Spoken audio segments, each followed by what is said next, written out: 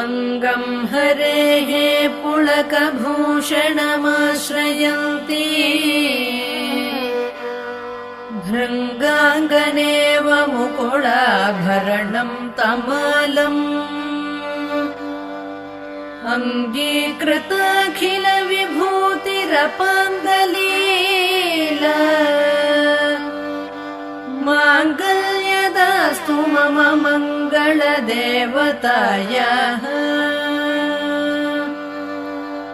मुग्धा मुहुर्विदधति वदने मुरारेः प्रेमत्रपा प्रणिहितानि गतागतानि मालादृशोर्मधुकरीव महोत्पलेया सा मे श्रियम् दिशतु सागरसम्भवायाः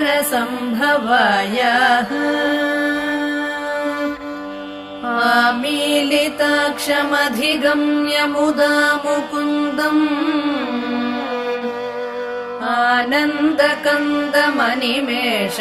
आनन्दकन्दमनिमेषमनङ्गतन्त्रम्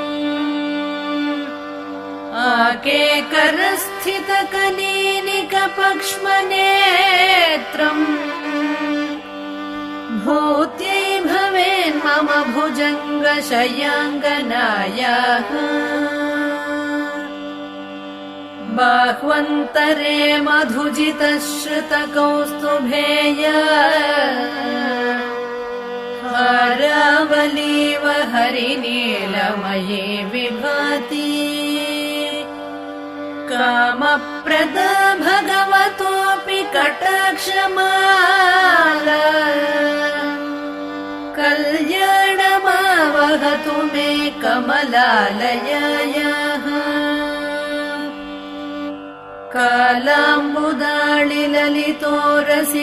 कालाम्बुदाळिललितोरसिकैटभारेः धाराधरे स्फुरति या तटिदङ्गनेव मातुः समस्तजगतां महनीयमूर्तिः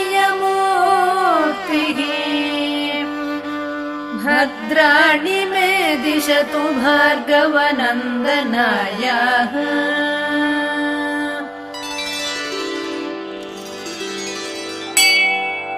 प्राप्तम् पदम् प्रथमतः खलु यत्प्रभावात्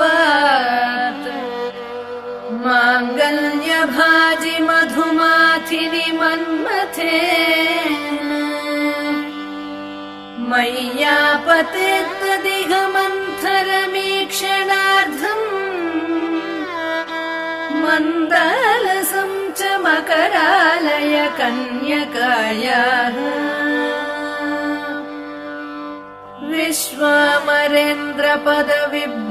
विश्वामरेन्द्रपदविभ्रमदानदक्षम् आनन्दहेतुरधिकम् मुरविद्विषोऽपि ईशन्निषीदतु मयि क्षणमीक्षणार्धम् इन्दीवरोदर सहोदरमिन्दिरायाः इष्टाविशिष्टमतयोऽपि यया दयार्द्र दृष्ट्या त्रिविष्टपपदम् सुलभम् लभन्ते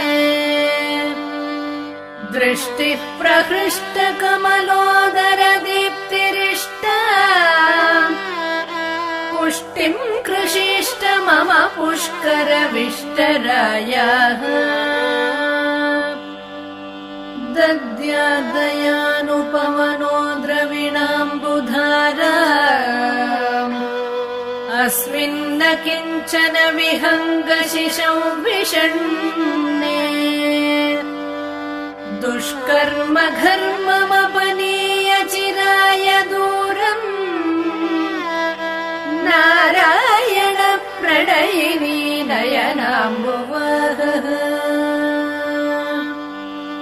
गीर्देवतेति गरुडध्वज सुन्दरीति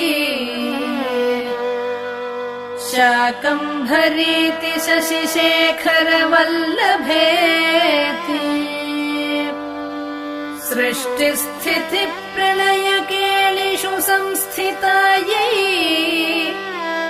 तस्यै नमस्त्रिभुवनैकगुरोस्तरुण्यै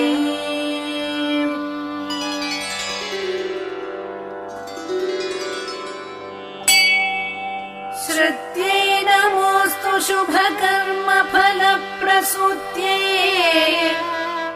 रत्यै नमोऽस्तु रमणीयगुणार्णवायै शक्त्यै नमोऽस्तु शतपत्रनिकेतनायै पुष्ट्यै नमोऽस्तु पुरुषोत्तमवल्लभायै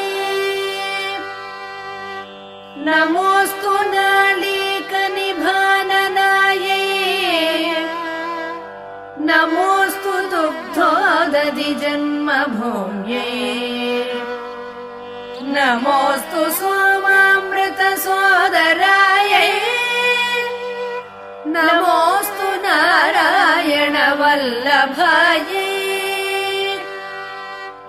नमोऽस्तु हेमाम्बुजपीठिकायै नमोऽस्तु भूमण्डलनायिकायै नमोऽस्तु देवादिदयापरायै नमोऽस्तु शार्ङ्गायुधवल्लभायै नमोऽस्तु देव्यै भृगुनन्दनायै नमो